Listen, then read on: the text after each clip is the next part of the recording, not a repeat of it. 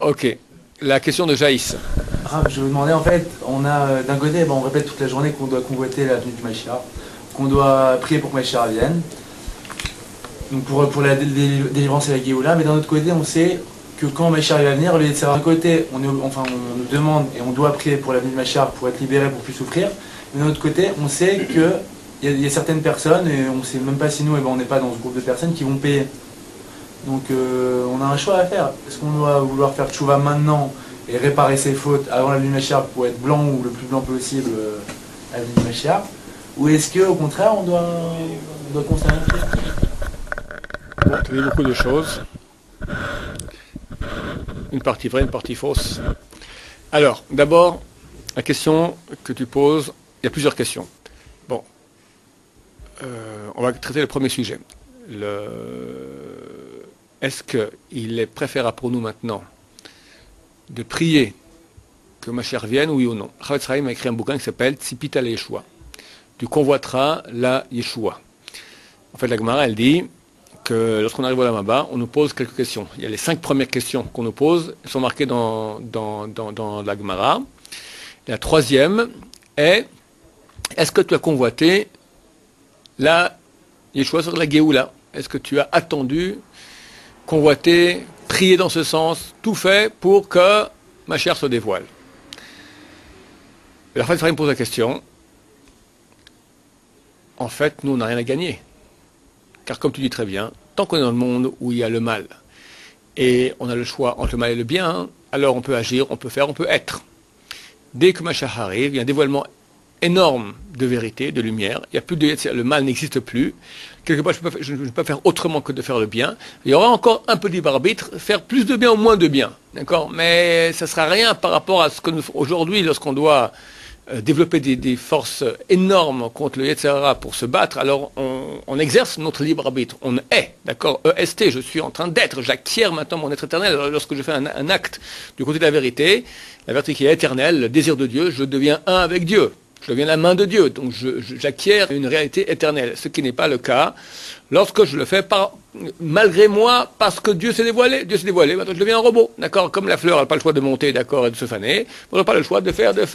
C'est marqué à l'époque messianique, quelqu'un va aller cueillir une figue Shabbat, la figue lui dit, ne me cueille pas ces Shabbat.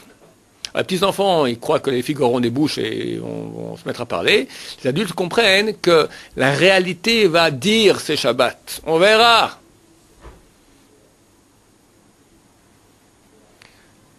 Donc, où est maintenant le mérite ou le démérite de notre action? On n'a plus de choix.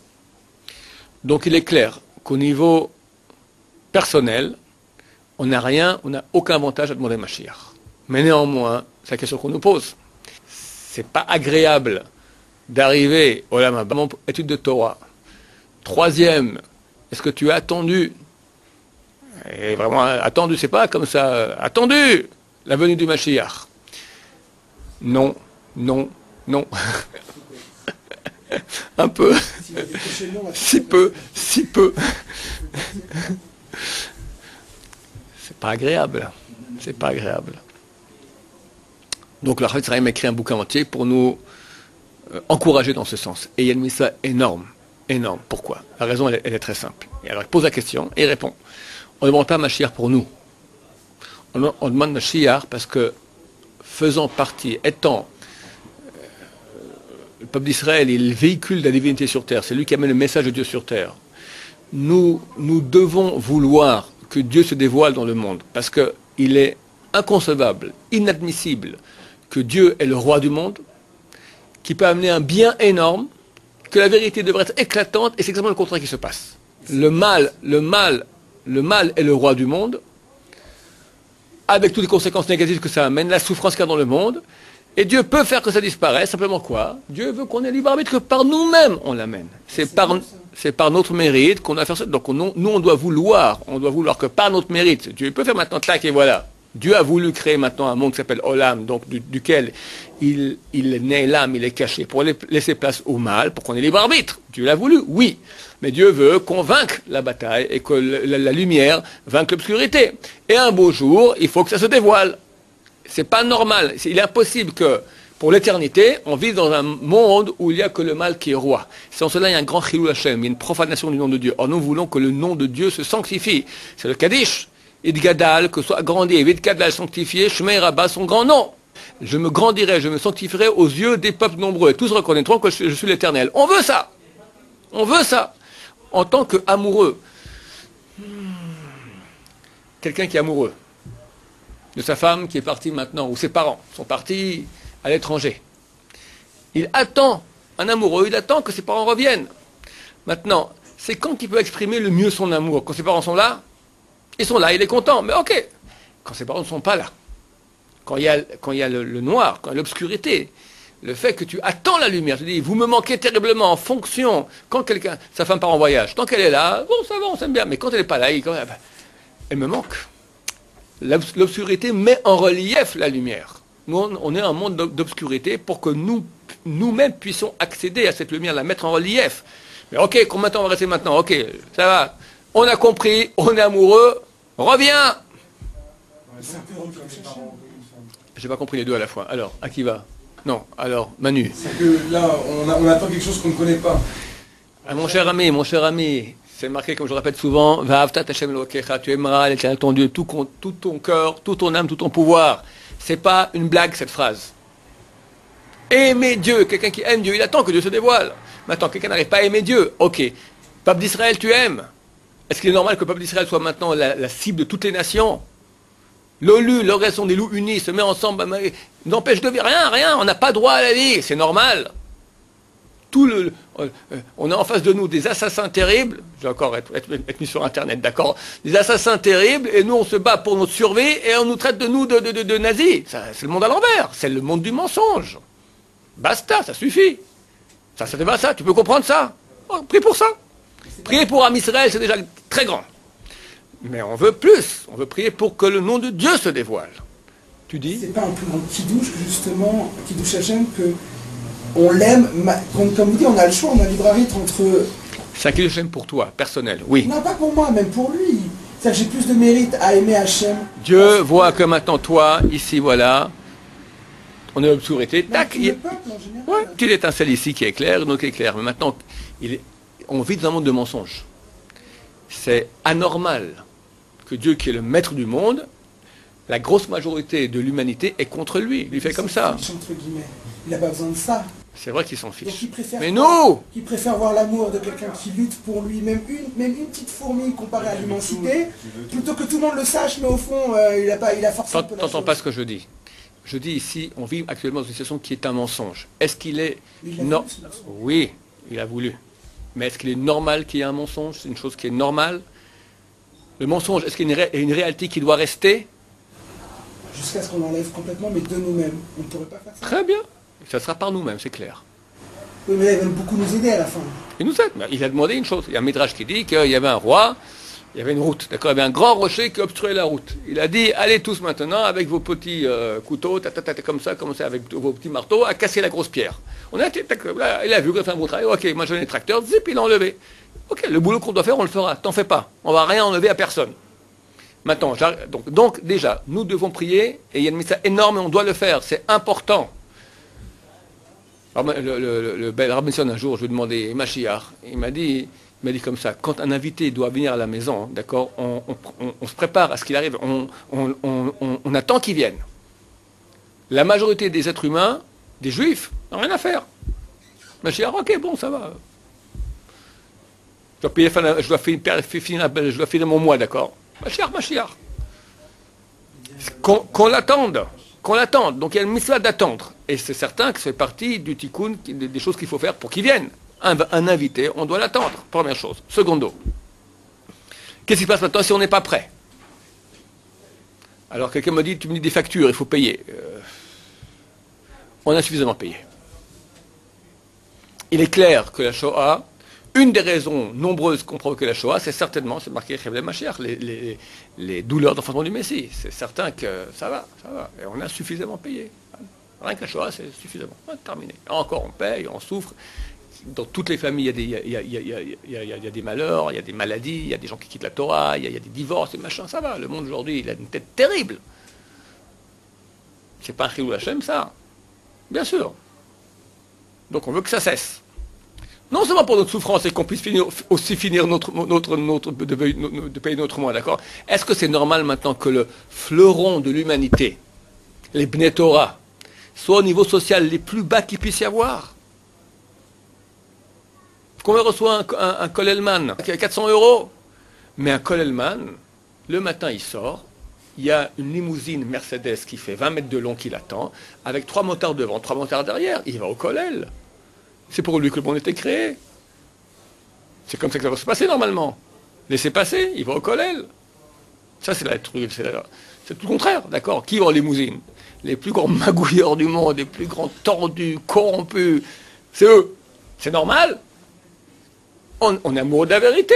Appelle pas ça Dieu, appelle pas ça Israël. Vérité, on veut que la vérité se dévoile. On doit être un type qui est amoureux, qui est vrai, il veut la vérité.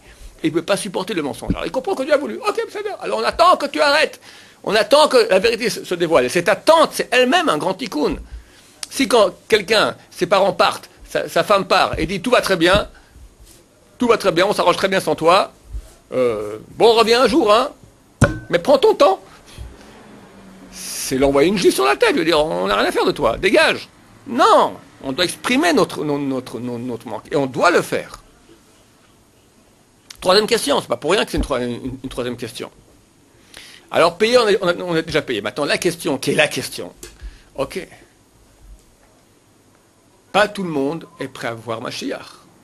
C'est un dévoilement de lumière, et le type qui n'a rien fait toute sa vie, qu'est-ce qui se passe Mashiach? C'est quoi? Mashiach, c'est comme le jour de la mort. C'est exactement ce qui se passe en privé, ça aura lieu en général. En privé, qu'est-ce qui se passe le jour de la mort? Le jour de la mort, le corps va dans la tombe décomposé. Ta neshama, elle monte. Tu n'as plus d'Yetzirara, tu n'as plus de corps, tu n'as plus d'envie de ce que tu avais. D'accord? Tu vois la vérité. Ouais. Attends. Donc on enlève les Yetzirara, on voit la vérité, et on regarde, et on se rend compte où on en est. On se rend compte à quel point on était à côté de la plaque. Tout le monde. Tout le monde est à côté de la plaque, c'est certain, plus ou moins. D'accord?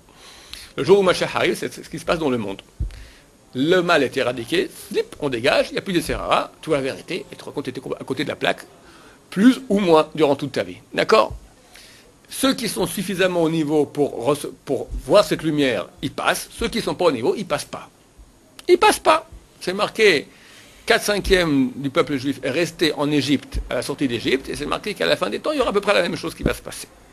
Alors, à mon avis aussi, personnellement j'espère, d'accord, d'abord, les grands Torah ont dit, le Rabben Sion déjà il y a 20 ans, il avait dit un discours à Yad Eliyahu, c'est le plus grand stade d'Israël à l'époque, il avait une grande assemblée, il a dit, c'est clair que tout est là pour que Mashiach vienne. Pourquoi Mashiach ne vient pas? Dieu attend qu'il y ait encore quelques balais de tchouva qui reviennent. D'où la mission importante aujourd'hui de faire tchouva et de faire tchouva. Parce qu'il y a encore, et j'ai entendu aussi quelqu'un d'autre qui a dit, il y a des centaines de milliers d'ancêtres dans le ciel qui prient, qui crient à Dieu, qui disent non, attends encore, j'ai un arrière-petit-fils là-bas, il est encore avec la Goya, là, il faut qu'il se réveille. Il n'a pas encore fait tchouva, il ne fait pas Shabbat. Dieu nous en préserve, pas faire Shabbat, c'est très grave. Attends Dieu, et Dieu attend. Mais jusqu'à quand il va attendre? Il y a une deadline, alors j'ai posé la question il y a quelques mois, au Ravouzan, le chamash de Rabbi David Abou Hatzera. Je lui ai dit, moi aussi dans ma famille j'ai des gens qui sont out, d'accord? On leur parle, comprend rien. Alors il a dit, juste avant, il y aura encore un petit quelque chose comme ça pour que le maximum puisse rentrer. Ça va faire mal ça. Hein? J'imagine que vu qu'on a payé énormément, vu qu'Am Israël souffre, vu qu'Israël est extrêmement innocent, parce qu'après tout, tu comprends, prends un jeune homme de 16 ans, d'accord? Avec la poussée de toutes les d'hormones qu'il y a. Maintenant, tu le mets à Paris. Aujourd'hui, tu appuies sur un bouton, tu as mieux qu'en vrai. D'accord? Tu as mieux qu'en vrai. Un bouton.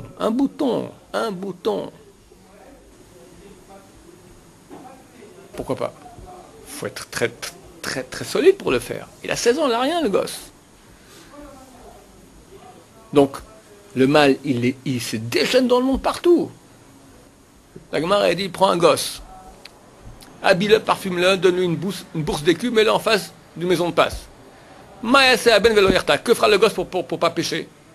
C'est un bel adam, c'est un type normal, d'accord? Mais aujourd'hui, c'est la situation de chacun. Un type qui ne fait pas des péchés aujourd'hui dans le monde fry, d'accord? Même dans le monde froum, d'accord? C'est un géant, un géant de géant. Je vais raconter l'histoire, je vais raconter parce qu'elle est belle. Rabbi Chaim Vital, toute la mystique étudiée, toute la Kabbalah étudiée aujourd'hui, ça appelle ça Kitve Hari, ils écrivent du Hari. Rabbeinu Hari, Rabbi Yitzhak Luri Ashkenazi, n'a rien écrit. Il a enseigné son élève, Rabbi Chaim Vital, un peu moins de 2 ans. Rabbi Chaim Vital, pendant près 50 ans, il a écrit ce que lui a enseigné oralement son Rav, Rabbi Yitzhak Luri Ashkenazi, le Hari. Kitve Hari. Ça, c'est toute la Kabbalah qui étudie. Tout le reste, on met plus ou moins de côté. Les vrais Mekoubalés, mais ils étudient que ça. Ok? C'est un monsieur d'une envergure énorme. Énorme, il aurait dû être Mashiach. Un jour, il écrit, son Rav, Rabbeinu Hari lui a dit, sache, Chaim, tu es grand comme Rabbi Akiva. Chaim répond, quoi de Rav? Moi je sais qui je suis, Marbar Lanteno Arabim, mes nombreux péchés. Je sais que c'est Rabbi Akiva. Rabbi Akiva, c'est marqué lorsque Dieu est monté au mont Sinaï, lorsque Moshe Rabbeinu est monté au haut du mont Sinaï, il a vu toutes les générations à venir. Il a vu Rabbi Akiva.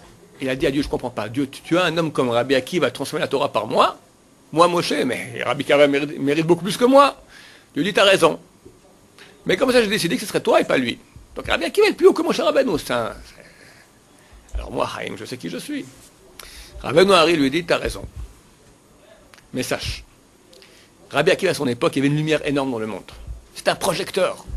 1000 watts. 10 000 watts. Et la petite lumière que tu fais, toi, Rabbi Chaim, toi, tu es une petite bougie, tu n'es pas un projecteur, tu es une petite bougie. Toi, tu es 40 watts. Tu es 10 000 watts, Rabbi, tu es 40 watts. Mais les 40 watts que tu fais dans l'obscurité, tellement elle est noire, elle fait un effet comme les 10 000 watts de Rabbi Akiva dans le jour. Et messieurs, maintenant faisons le compte de nous. Ça, Rabbeinu Hari, il dit à l'époque, à Rabbi Chaim Vital, il y a 500 ans à Tzfat, que quand tu vas aujourd'hui à Tzfat, tu sens encore la sainteté de l'endroit. À l'époque, il y a 500 ans, si nous étions là-bas, on tombait tous dans les pommes.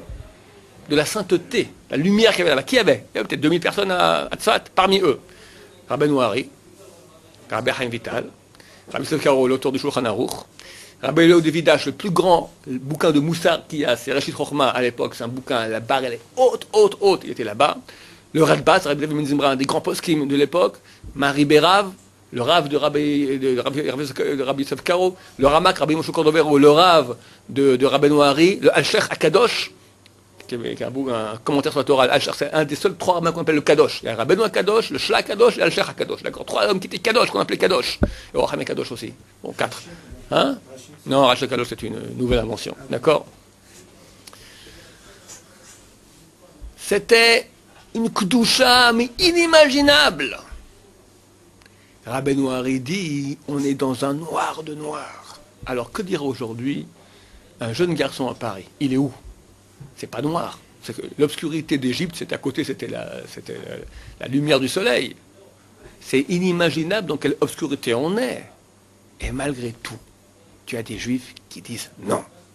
Au Yetzirah. Tu as une lumière énorme, énorme. Donc mon cher ami, Dieu, il voit tout ça. Tous ces balais de choix qui viennent maintenant, c'est grâce à quoi, tu crois? Il y a du mérite. Il y a le mérite des ancêtres, il y a ceux qui sont... Hein? Sroutavot aussi, mais nous mérite aussi. Il y a Sroutavot aussi, mais il y a aussi le mérite de la souffrance du peuple d'Israël, la Shoah. Et pourquoi lui et pas un autre? Lui aussi, on a aussi un petit choix. Et lorsque quelqu'un fait tchouva, il éclaire sur un autre. Et comme ça se ramène. Aujourd'hui, avec peu, tu peux gagner beaucoup. Le peu de lumière pousse beaucoup d'obscurité. C'est vrai. Donc, compte tenu qu'il y a eu beaucoup de souffrance, qu'il y a beaucoup de mérite à Israël, beaucoup de circonstances atténuantes, parce que c'est le noir du noir du noir du noir. L'Israël est très très dur, d'accord? Compte tenu qu'on sort d'une Shoah physique, qu'est-ce que tu demandes du peuple d'Israël après? On n'en peut plus. D'une Shoah spirituelle. Avant et pendant et après la Shoah, il y a une bonne partie du peuple juif qui s'est battu, mais battu de tous les moyens possibles, même avec des assassinats, pour qu'il n'y ait pas de Torah dans le peuple d'Israël, qu'il n'y ait pas de Torah.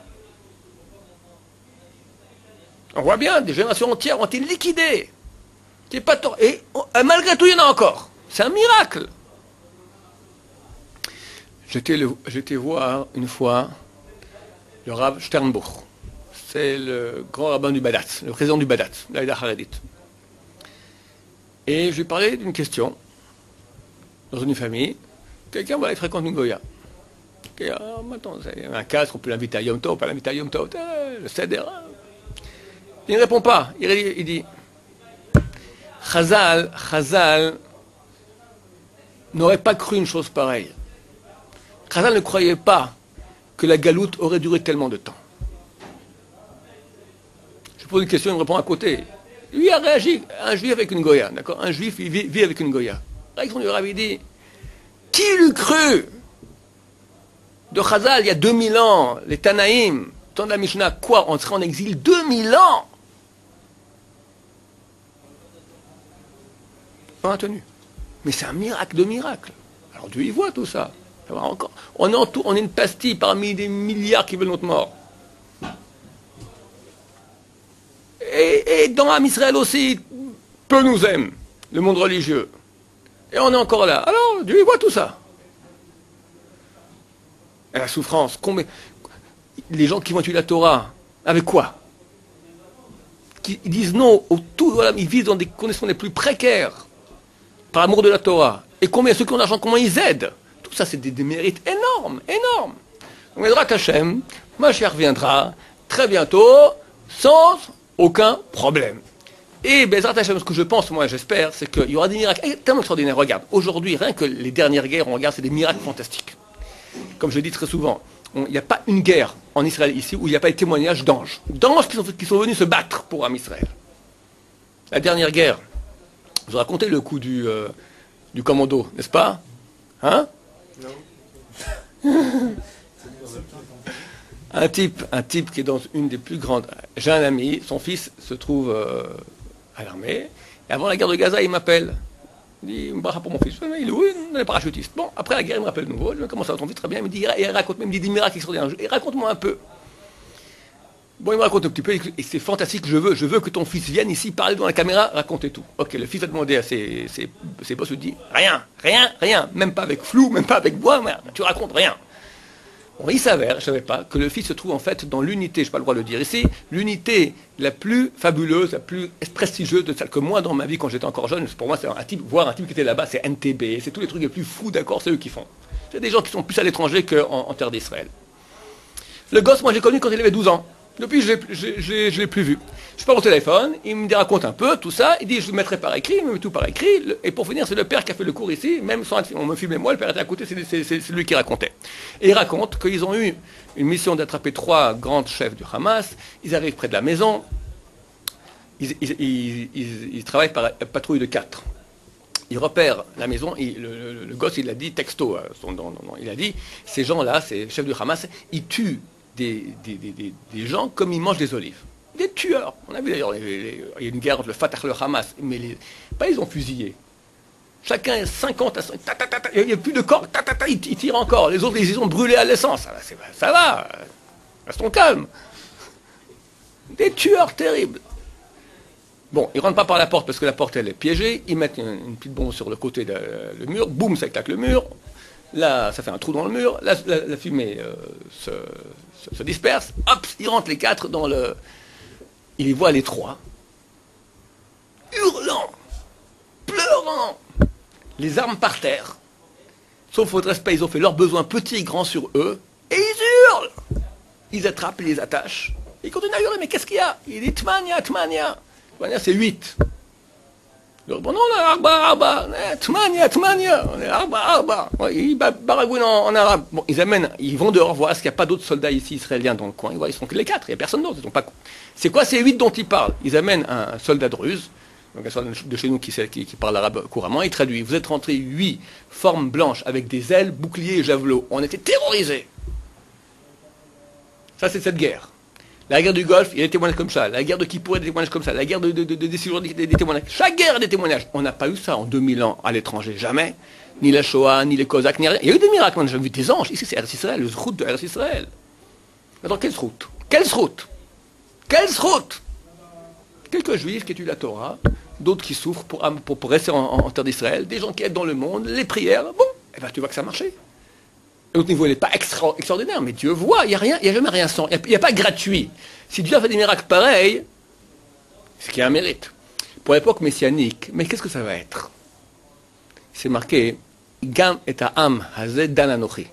Avraham Avinu, il reçoit la promesse que sa descendance sera 400 ans en esclavage, dans un pays étranger. Mais ce peuple aussi, dans lequel il sera en esclavage, Dan Anochi, je le jugerai. Il sera jugé. Dan. Chazal disent comme ça. Ce qu'ils ont ramassé les Égyptiens, c'était 2 mots, c'est 2 lettres. Dalet, Nun, Dan. D'accord? Ce qui est marqué à propos de la fin des temps, tu as des chapitres, et des chapitres, et des chapitres dans les prophètes. Ça va être extraordinaire. Bezrat Hashem. On va voir un dévoilement de Dieu extraordinaire. Que tous nos frères qui sont loin, ils verront ça. Les anges se battent, ils vont voir eux-mêmes. Ils feront tout va. Bezrat Hashem. J'espère tout mon cœur. Maintenant, peut-être que non. Peut-être que ça va être encore une autre Shoah, et ils vont venir ici sur les trucs, ils vont égorger un peu tout le monde, et à la fin, ceux qui resteront, ils verront. J'espère et j'imagine, Bezrat Hashem, que la première sera la vraie solution. En tout cas, des gens m'ont dit, alors si c'est comme ça, pas besoin de faire tchouva. On va continuer, puis quand Machar reviendra, on fait tchouva en dernière seconde. Non. D'abord, il n'y a aucune assurance que vraiment tu seras sauvé. Deuxièmement, le peuple d'Israël, il souffre en attendant. Troisièmement, c'est un accouchement. Et quand il y a des hormones, on va dire, qui empêchent le bébé de sortir, ça fait très très mal. D'après le mérite de Am Israël, ainsi sera la Géoula. Maintenant, s'il y a une grande tchouva au dernier moment, il y aura une grande Géoula très belle. Sinon, elle sera dans la souffrance. Donc, messieurs les internautes, mesdames les internautes, faites tchouva, faites faire tchouva, tout azimut, vite, il y a très très peu de temps. Comment je sais, je ne sais pas. Comment on fait ça, tchouva? Papa et maman. D'abord, aujourd'hui, c'est facile. Papa, maman, c'est le plus dur. C'est marqué En Navi Béo, il n'y a pas de prophète dans sa ville. D'accord? Quelqu'un qui est à l'intérieur, il ne peut pas. Il dit, oh, Molo, comment tu nous parles? Ils ont raison. Quelqu'un de l'intérieur, il ne peut pas. L'extérieur, il peut. Alors, on voit quelqu'un d'autre. Oui. Est-ce qu'on va être jugé pour pas avoir même essayé de faire tchouva à quelqu'un? Un meilleur copain, il est à côté de moi, je le vois, il faute. Et au contraire, je lui dis, alors comment c'était, machin, bon, tu sais ce que je fais, c'est pas très bien, machin. Donne-moi une tomate tout de suite, qu'est-ce que tu peux lui parler et t'as rien fait. On essaye, il est têtu, ah ok, t'as essayé. Mais bon, un essai qui... T'as essayé, ok, ça a l'air. Regarde, il y a un klal, il y a une loi générale qu'il faut savoir. On ne doit pas faire, on doit agir. Faire, ça veut dire, c'est moi je suis responsable que tu lui fasses chouva. Non. Moi, je dois agir dans ce sens. Ça marche, ça marche pas. Est-ce qu'on a fait assez? On doit faire ce qu'on peut. Alors, personne ne vous dit maintenant de quitter la shiva et d'aller, mais quand tu as l'occasion, tu es avec quelqu'un, comment on fait? Intelligemment, c'est d'abord du Kiddush Hashem, avoir l'air épanoui. Il faut attendre que lui te pose la question. Alors, comment c'est? Là, tu commences à parler, etc. C'est la vérité, machin, tout ça, ouais. Le sens.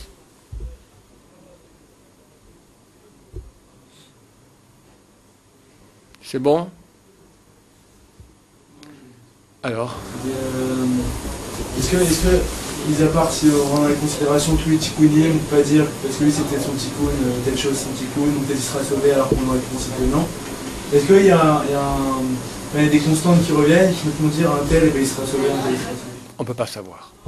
Quelqu'un qui fait Shabbat, Ce qui est très clair, on ne peut pas savoir ce qui va se passer. Parce que tout dépend de l'âme. Plus quelqu'un a une grande âme, il a une grande sensibilité à Dieu, plus on va le juger sévèrement. Quelqu'un qui ne sait pas qu'il est juif et il a été éduqué très loin, qu'est-ce qu'on peut lui en vouloir, d'accord? Ce qui est certain, c'est qu'on sera extrêmement surpris. Parce qu'il y a beaucoup de mensonges aussi dans le monde religieux, et des fois des gens qui ont l'air des gens très très bien, ce sont des tordus de première, et le petit qui a l'air de rien du tout, c'est un type épatant. Ça c'est clair, c'est clair. L'habit ne fait pas le moine. D'accord? Il faut savoir. L'habit ne fait pas le moine. Il faut savoir. Il y a un argument qui revient sans cesse. Pourquoi des religieux ils font comme ci ou comme ça? Réponse. Un religieux, c'est quelqu'un qui essaye, dans sa mesure, de faire, avec ses réussites et ses échecs. Parce qu'il est habillé en religieux, qu'on doit imputer ça à la Torah. Dieu a dit maintenant, voici ce que je vous demande de faire. Et on doit écouter Dieu. Donc tu as vu un religieux qui est le tordu, tu vas dire, moi je préfère rester comme je suis plutôt qu'un tordu comme ça. Mais lui, c'est pas l'exemple. Il n'est pas l'exemple. L'exemple, c'est ce que Dieu a dit. Non, puis même, il est tordu, peut-être ce qu'il a dit, etc. que toi t'as pas. Ouais, exactement. Tu ne peux pas juger quelqu'un. Ouais, je suis d'accord avec toi. L'argument de dire, voilà, j'ai eu un type qui. Et c'est un argument que les médias utilisent beaucoup, de monter des religieux qui sont tordus. C'est comme tu dis, ils sont extrêmement friands de cela. Il faut savoir qu'il y a des religieux tordus. Tu as des religieux qui sont avides de cavote, tu as des religieux qui vont avec des filles. Mais, et je dois le dire, c'est clair. Et là, je peux le jurer, je ne jure pas, d'accord, mais c'est clair que la proportion de tzadikim, de gens qui sont presque comme des anges, d'accord, d'une humilité vraie, d'un amour de la vérité de l'autre profond, d'une sensibilité, d'une délicatesse avec l'autre, d'une connaissance de Torah, d'un investissement, la majorité, le pourcentage le plus grand qu'il y a au monde se trouve certainement dans le monde orthodoxe juif. Ça, sans aucun doute. Il y a ici, à l'Eshiva, il y avait un converti, d'accord, qui est allé vérifier. Lui vient d'un pays musulman. Il a vérifié là-bas les grands. Après, il a vérifié chez les chrétiens, il a vérifié partout. Avant de se convertir, il a été vérifier les grands d'Israël. Et là, il a vu. Ok. C'est pas le kavod, c'est pas ces gens vrais, des gens amétis. Il a vu ça. Mais ils sont convertis.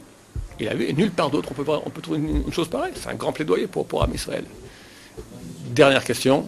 Il a dit qu'il y a une petite lueur dans l'obscurité. Le fond, ça a beaucoup d'impact. Et si une personne, par exemple, elle a fait la yeshiva ou elle fait l'étudier et tout, mais à la base, c'était le yeshiva.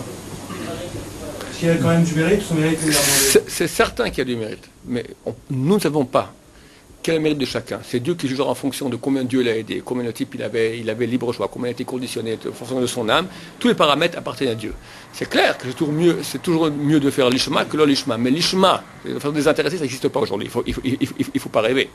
D'accord. Chacun a un moteur aussi un grand moteur dans le tchouva, c'est la femme. D'accord. Ah, je comprends bien ce que tu dis. C'est un très grand moteur. Baruch Hashem. Dieu utilise aussi des bons moteurs. Baruch Adonai, Amen.